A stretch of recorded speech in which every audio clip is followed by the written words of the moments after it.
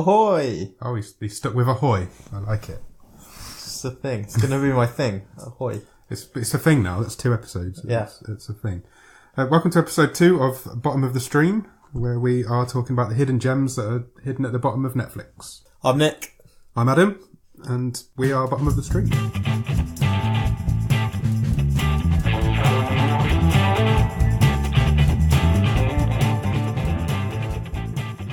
And what have we got up today? We are talking about Bait. It was randomly selected at the end of last week's episode. It is an Australian film about sharks. Yeah, I just thought I'd clarify. It's not the 2019 British film about life in a Cornish fishing village. Is that called Bait as well? Yeah. Wow. So it's definitely not that. Don't watch that. Well, do watch it. It might be brilliant. I don't know. But that's not what we're talking about. So. It's an Australian horror action thriller film from 2012. I think the thing with Australian films is you have to judge them on how many people have been in Home and Away. Yeah. So I will say actually, so I never watched Home and Away. I was much more of a Neighbours person. No, but you've never been so wrong. my wife did come in halfway through this film and immediately spot 3 people that she recognised from Home and Away. So I think there's 13 people in this film. Right. 6 of them have been in Home and Away. Really? Yeah. So, that was one of my main things. I was like, well, that guy definitely has, because I recognised him instantly. And then there was a girl, I thought, I think I've seen her in Home and Away. And it turns out then that prompted me to look for IMDb, and it turns out there's 6. Oh, they had to go back to Home and Away? I don't think so. Or did Bait launch them? I think Bait has launched their career. Okay.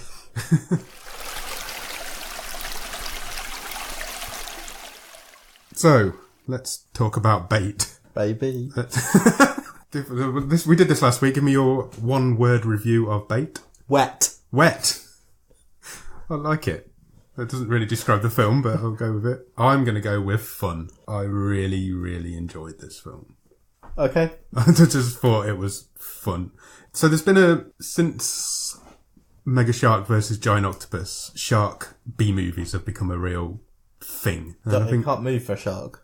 You can't move for movies. shark. Right. Shark movies are everywhere. And I think Sharknado is the pinnacle of them.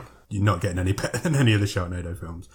But there's an awful lot of shark B-movies out there. There's some bad ones. We've seen some bad ones. We've watched a lot of shark movies over the last few years. Ranging vastly in quality. Yeah. So, I tell you what, when this came out of the random box, I was thinking we were in for another sort of low budget, Yeah. grindhousey type shark movie. But actually, this is pretty high sheen, Yeah. relatively high budget. It's a proper film. It's a proper film. It is. It's not like some of the other terrible shark films out there. And I think it was originally in 3D. Was it really? Yeah. No, I didn't know that. So if you did happen to catch it in the cinema. I wonder if there's a it was DVD out there 3D. somewhere. And that was obvious in a few of the shots. Yeah, I think, you're probably right, actually, now you've said that. A few blood splatterings and... Like that awesome fishes. scene where that girl got that boat rudder into her head. Yes. I actually wrote that down. I was like, that looks incredible. I was really happy with that. She got like ninja star. Yeah, it was like ninja star directly into her forehead. Yeah. It was brilliant. Slightly better than some of the other special effects. The effects of the tsunami hitting were not good. Yes, that was a bit all over the place. So do you just want to give a quick setup? What's the premise? The premise is a tsunami hits an Australian Coastal town. Some people are being held up in a supermarket at exactly that same time.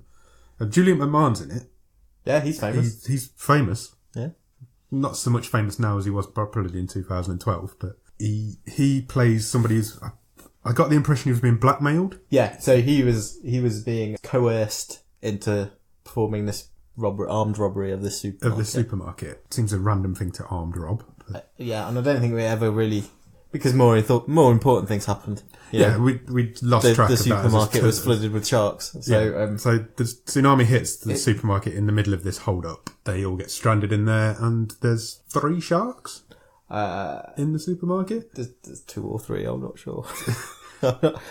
Maybe they didn't 2. have names, did they? No. So the motives for the robbery slightly go out of the window, and it doesn't really matter because, like you say, it's pretty good fun, this one. It starts off pre-credits as probably the most Australian thing ever. It's the stereotype of the hungover jock lifeguard and his girl on the beach. She tells him he looks terrible, and he absolutely does not look terrible. in the slightest. He's completely manicured and his hair's perfect and it doesn't look... She tells him twice, actually, and he didn't. Then you see some migrating birds, which is always a sign of impending doom from the sea because they're heading inland. Oh, I've got a couple of things like that. Yeah, so the animal... I've written it down. Oh, yeah, in my notes, I did actually write down... the animals always know first. The animals There's always a couple know of howling dogs. I don't know if that's true in real life, but it's definitely a film trope. And so just before the tsunami hits, this couple lifeguarding with another friend, and he gets eaten by a shark, doesn't he? And there's like this, they go out and try to rescue him on their jet skis, which is where it goes a bit Baywatch. Not enough jet skis in films anymore. No, that's true. The main character, Josh, he tries to rescue his friend. He doesn't get there in time. The shark gets him. And there's a real, like, Platoon style, no! So that's kind of the level we're starting with. And then 12 months later, tsunami. Here we go again. Yeah. It's just when he thought sharks were out of his life. Just when you thought it was safe to go back in the water. Yeah. He's working in a supermarket, and lo and behold, might be the same shark. It might be. Probably is. This is his chance for revenge. I'm not sure. And and that's it. Tsunami hits. I think there's two sharks because I think I think you're right. There's one that's patrolling the flooded car park, yeah, which is downstairs, and then there's one that's in the actual supermarket, which is also flooded upstairs. Yes, even though the car park isn't completely submerged. Correct. So there's a gap between the two floods. I wasn't thinking about it too much. It's pretty obvious. So there's a couple downstairs with another guy in a different car. Yes, horny couple. Couple. He was in Home and Away. He was the guy I recognised, horny male man of that couple. And then there's a guy who gets flipped upside down in his camper van, wakes up on the roof of his camper van and instantly breaks the window, which I think is possibly a bad call. Because you could just drown at that point. If he just took a complete gamble on there being air above him. Yes, he's another supermarket employee, and his girlfriend is the goth girl who is trapped upstairs in the supermarket with her dad, who is a cop, who also tried to foil the robbery. Yeah. We're making it sound very convoluted, and it really isn't. It's quite a simple story. It is simple, but you are introduced to sort of 10 to 12 people. Yeah. Quite quickly. Yeah, all very quickly. And it is quite hard to keep track of who's who and who's called what. And so you've got like the store manager, he's alive, the store security guard, a man. Who I think straight away I realised who he was. Yeah. I don't know if I got you want to talk about that twist now. Or... Yeah, go for it. So when Julia McMahon's character comes in to do this robbery, he's there with another man in a balaclava. Yeah. And then when the tsunami hits, this man that we've never seen before is one of the survivors. Well, at the start, and then we get later on in the film, it turns out he was the guy under the balaclava. Yeah. I think we all saw that signposted. They call it a twist. It was pretty obvious. He met a grisly end, but we'll come to that. And the horny couple have got a dog. Forgot about the dog. Oh, the dog, yeah, of course. I wrote the dog's name down. Got like a handbag dog, hasn't she? Yeah. Billy. Bully, the dog was called. Right. Bully. Okay. I wrote Willy to start with, but it wasn't. It was Bully. That's whatever floats your boat. Or shark. So those two and the dog were trapped in a car that was fully submerged under the water, but was completely 100% watertight. Yes. Because there was not even a leak. No point was it threatened. No point was it. They even opened a sunroof, didn't they? And at one point the shark hits the window, cracks the window, and it still doesn't start leaking. Which, like you say, you have to leave your brain at the door for things like this. Not a British car then, is it? No, absolutely.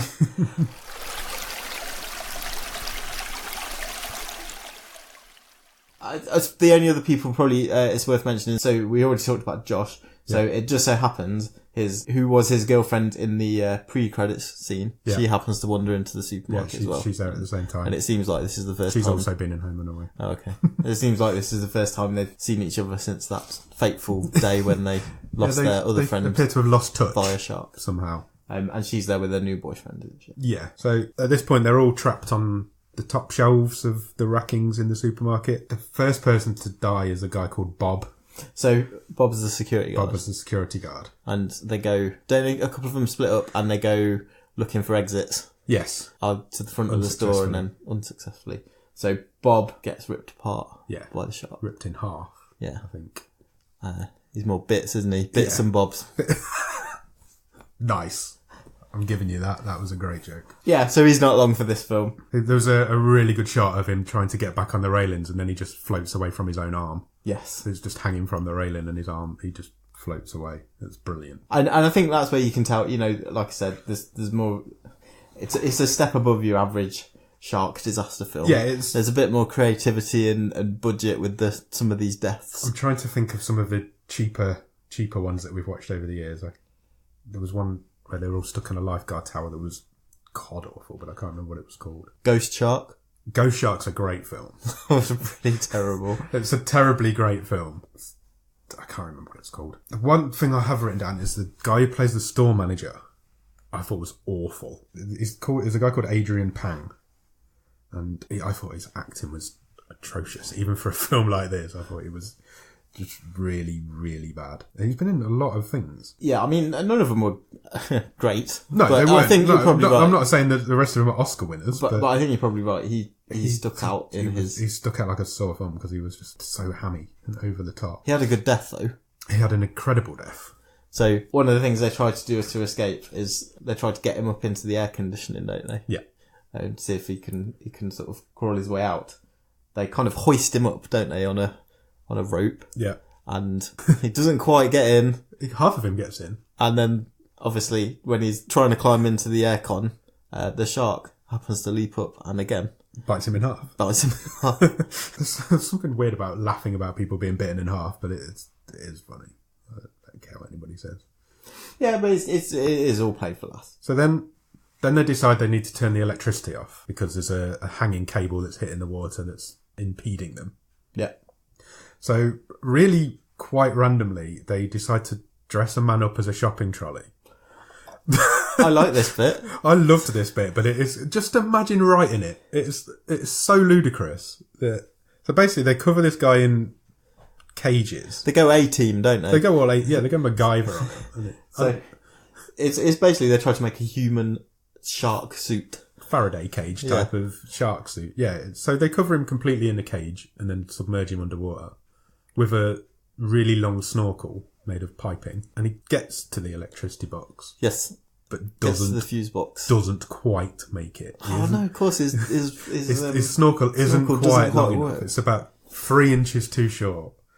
I mean, it's close enough. He could have probably just put it back in. Yeah, that's exactly my thoughts at the time. Just take it out, lean forward, flick the breaker.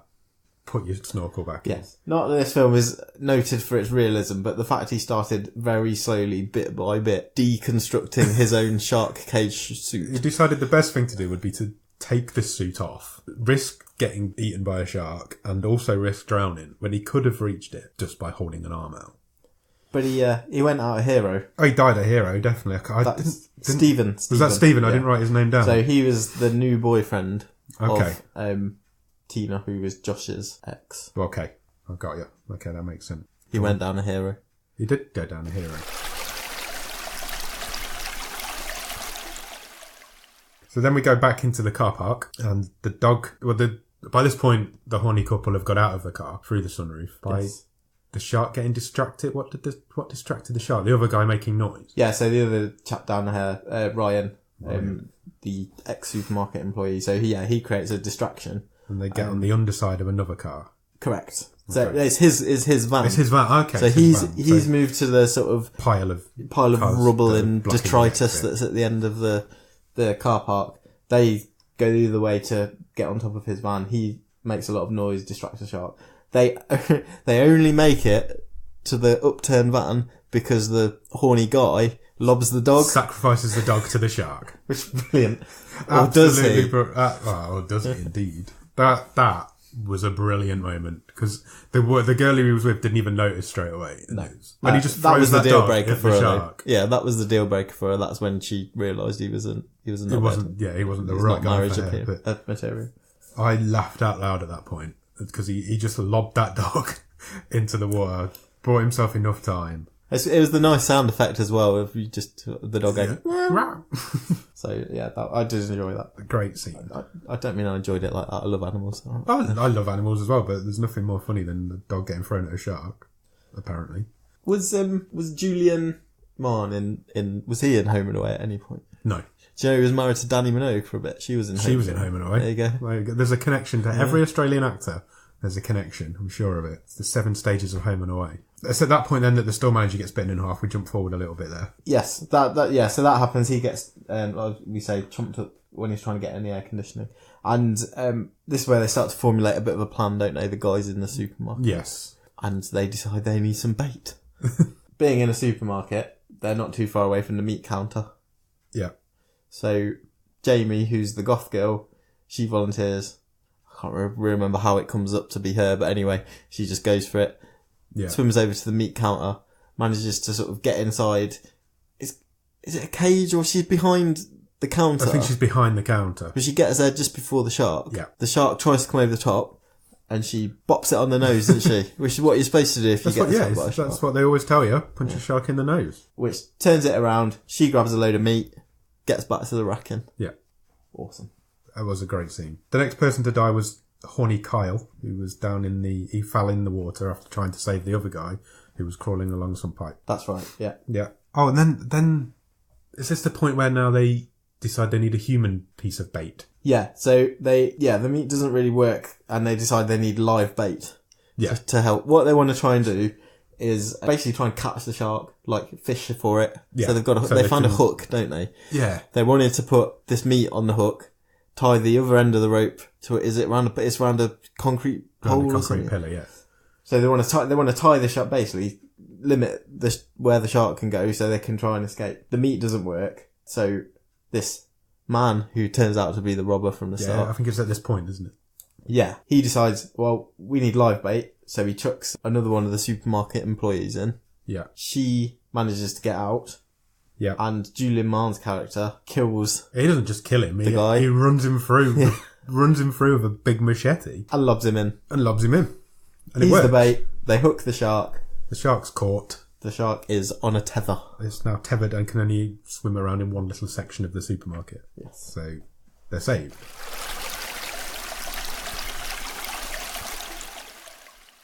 Meanwhile, downstairs in the car park, Ryan, I don't know why it's took him an hour and 10 minutes, or however long this film goes on, but he starts banging on the pipes. Yeah. Makes a load of noise so the guys upstairs can hear him. So at that point they realise that there's 2 levels of this supermarket where there's survivors. Yeah. So Josh and... You're much better with names than I am. Josh and the goth girl, whose name I didn't catch, they go back downstairs because she wants to help rescue her boyfriend. They manage to make it to the stairs, get down into the car park, avoiding the shark that's up with them. And getting through the door. Yes. Even though the place was flooded. Yes. But the staircase wasn't. Correct. It's a fortunate airlock. It's a very fortunate airlock. They wade into the water in the car park, and obviously the Ryan and the horny girl that are still down there, they let them know there's another shark down there. So they make it to the goth girl's dad's car, the cop's car. Jamie, her name is. Yes, where they realise that there's a gun in the car because he's a cop. But at this point, the dog comes back to life. He didn't die. He's not a zombie. No, he didn't. He's not a zombie dog. But zombie sharks. That's another film. film. This is a genuinely good scene when he's looking for that gun in the car, and there's a shark coming for him. I thought that was a really good scene. It was tense. It was. You don't know if he's going to make it or not. Anything can happen in this sort of film, and I genuinely loved that bit where he was looking for that gun in the car. I thought it was really clever, really well made. And then he finds it and blasts the fuck out of the shark's face. He does. He blows the shark's face off with a shotgun. It goes. Yeah, this is where Josh. Cool as fuck, but stupid. I've written there. This is where Josh goes all Aussie Bruce Willis, isn't it? Yeah. It's Die Hard. This is where we're entering Die Hard moment. You know, and it's that old trope as well. You actually do see the guns in Act 1 where the cops pulling up into the supermarket, and then there they are in Act 3. Here we go. Still fully working, even though they've been underwater for the whole film. Well, again, I wouldn't worry too much about that. You can't worry about that sort of thing. But there's a lot of leaving your brain at the door in this film. So Shark 1 is disposed of. Shark 1 under car park shark is dead. Car park shark. Car park shark. Can't say that. Car shark. They say they make it back upstairs. Yep, they managed to get through the airlock again. But they don't go through the door this time. They go through the window above the door. Yeah, I mean, they couldn't find any exits earlier. Yeah. But again, let's not worry about that. Who are we to question the design and layout of a Of a, Australian yeah, flooded supermarket. definitely fire doors definitely work. But as will happen with tsunamis, Yeah. this is a really unfortunate time for this to happen. But there's an aftershock, isn't there? Yeah. Just as things are looking Just up. as you think, well, we've killed one shark, we've tethered another shark, we're going to be saved. There's an aftershock, It frees the tethered shark. which frees the tethered shark. Just as they're all in the water, trying to get back from the car park area. Nobody dies at this point. There's a really cool scene where you think Josh is going to die, and then he does this really cool slow motion move and ends up somehow. Where did he get the taser from? I presume you picked it up from the car. He must have got it from the cop's car. Yeah. He must have. It doesn't. I didn't get that. You just sort of suddenly had a taser. Yeah. I'm assuming he got it in the car. And he plays chicken with the shark, Yeah. He lets the shark come at him. and he tasers the Fuck out of its face. yeah. Which kills the second shark.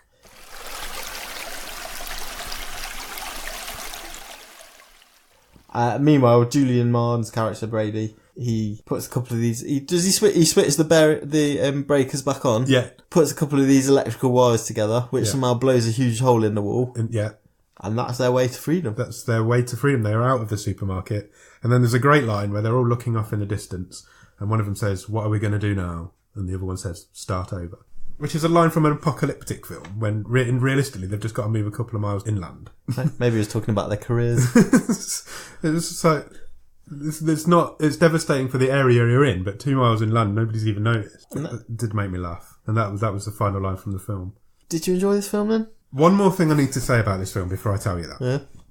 Last week, you were talking about how the lady in the film took a lot more beating than the two males did. Yes. In this film, no females die at all. All right. Yes. No main characters. No main character. None of the There's female the fodder, characters in this. general there's a fodder general in the- fodder from the tsunami, but most of the men die.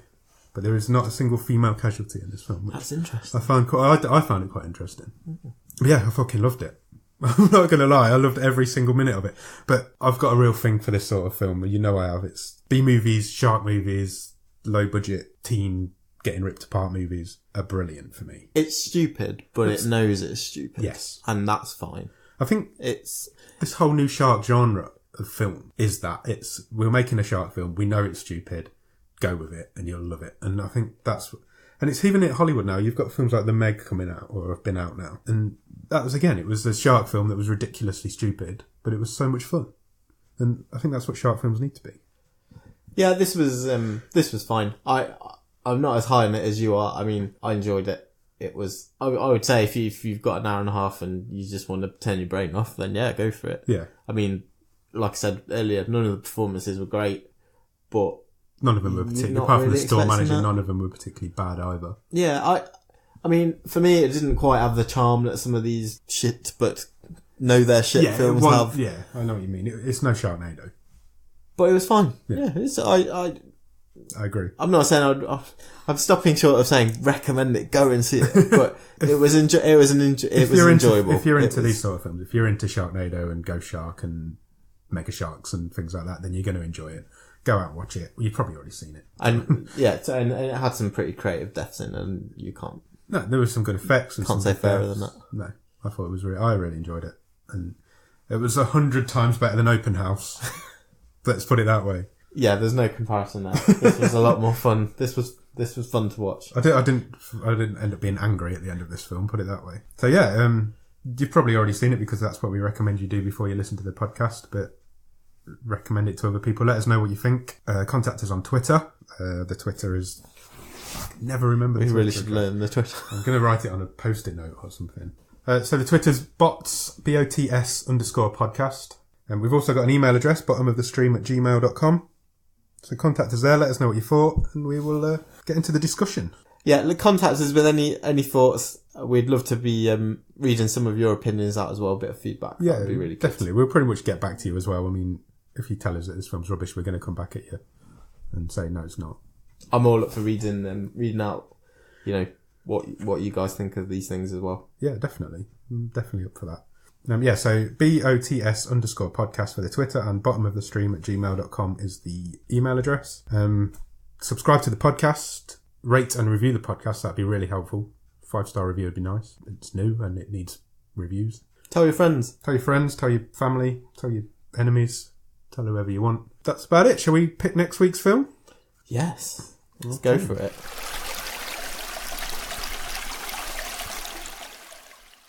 So, I've got rid of the box. It was a short life. It had a short life, the box. I've found an app on my phone that can randomly, you type in a list of things and it randomly generates one of them. We said we had 11 last week on the list. Yeah, I've added a few in the last few days. And I think you've been doing the same. 27 on the list now. Okay. So this app's gonna randomly pick one for us, and then we will watch that and we will review it next week. So it has picked Await Further Instructions, which I can't say I've heard of. This is the synopsis for Await Further Instructions. A family's Christmas takes a strange turn when they awake to find themselves trapped inside and begin receiving mysterious instructions from their television. Christmas film. A Christmas film. Yeah, in a Christmas film. So Excellent. Between now and then, watch Await Further Instructions, and we will be back next week to discuss it and see what we thought. Brilliant. Brilliant. See you soon. Bye. Cheers.